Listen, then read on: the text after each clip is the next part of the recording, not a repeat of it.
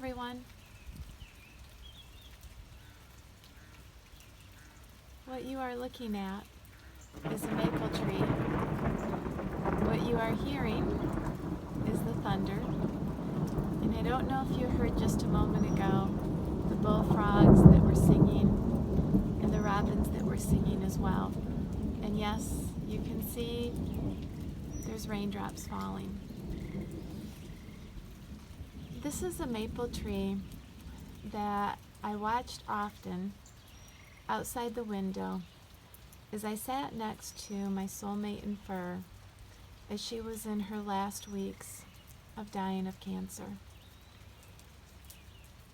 And I would like to read something to you that I had wrote after she left Earth as I reflected on what this tree meant to me as I sat next to her.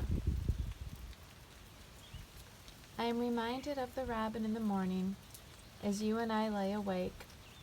At first I thought it was her dance of joy, or she was shaking off the rain. Through the picture window, from the inside out, I watched and watched more. She, unconditionally loving her children, her comfort through the storm. I, indoors, where it was dry, yet I too was doing the same. Unconditionally in love with you, focused on the gifts we shared in this storm we faced. I am not sure the exact time the shift started to occur, when from started to stop, and toward I turned. Perhaps it was this year as snow began to melt and spring was peeking through. Or maybe it was when I opened the email 9 years ago to look at 6 brothers and sisters, and your face my soul knew. Home would come to define what complete meant, the enjoyment of hanging out as our family unit. Each weekend that the 3 of us could hold down the sofa, as your daddy would say, always the perfect start to contented days. I was told once that like the bee and honey so sweet, life would feel amazingly easy if I discovered how to just be. The sweet spot of peace would be when I could stand still, allow, trust what I could not see. For when I learned to be quiet, the most spectacular view would be clear in front of me. It wasn't just the last miles of our run on earth where I learned the blessings of now and the power of faith. I had been learning how to see and hear what was whispered in messages every moment of each day. But oh, my baby girl, what an immense treasure you gave, the depth of trust and love I learned, letting go of the reins.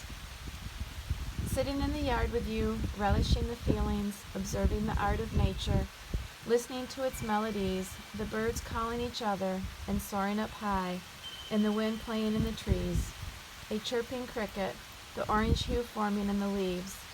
There was no place to be except in the now of this time with you, in the stillness, so much clarity coming through. You helped me increase my ability to see, hear, and feel, and you helped me find the sweet reward of standing still. In our last miles, you promised beside me you would always be, if I had the courage to let go in a leap of faith and believe. Now I watch, I listen, I keep my heart open, and I quietly take each step. And true to your word, you show me how you have never left. Perhaps you send an owl, a hawk, a lyric to a song, or you find a way to enter my dream. In whatever way you whisper at my side, you are with me. As I hear the rain drumming a song in concert against the roof above, I am reminded of the robin, the mother's unending love. Through the picture window, from the inside out, I watched and watched more as she unconditionally loved her children, her comfort through the storm. She too would face letting her children go, to let them soar to new heights, her focus on giving them food to prepare them for flight. Her love so grand, she would enable them to go, taking with them her trust and immense unconditional love. The robin and I, our only difference is our place in the rain, our love for another very much the same. If you are on a journey with pain, with death figuratively or literally, with letting go of the reins to trust. May you find faith and comfort in the rain, in the maple trees, and in a story of unconditional love. Namaste.